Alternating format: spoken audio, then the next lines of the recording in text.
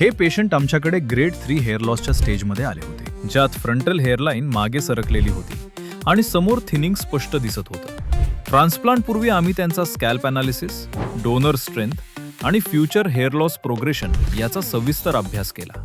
त्या आधारावर चेहऱ्याला सूट होईल अशी नैसर्गिक हेअरलाईन प्लॅनिंग करण्यात आली. या प्रक्रियेत एकूण 3000 ग्राफ्ट्स ट्रान्सप्लांट करण्यात आले, ज्यात विशेष लक्ष फ्रंटल डेन्सिटी आणि नॅचरल डायरेक्शनवर देण्यात आलं. आता तुम्ही पाहत आहात 7 महिन्यानंतरची प्रगती. हेअर ग्रोथ स्थिरपणे सुरू आहे, हेअरलाईन शेप स्पष्ट दिसते. फायनल रिझल्ट साधारणपणे 10 ते 12 महिन्यात पूर्णपणे दिसतो. म्हणून पुढील काही महिन्यात डेन्सिटी अजून सुधारण्याची अपेक्षा असते.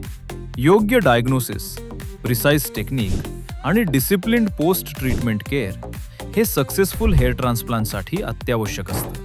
जर तुम्हालाही सुरुवातीच्या टप्प्यात हेअर लॉस जाणवत असेल, तर योग्य वेळी केलेली ट्रीटमेंट फ्युचर बॉल्डनेस कंट्रोल करण्यास मदत करू शकते. अधिक माहितीसाठी भेट द्या new roots hair transplant clinic, Nagpur.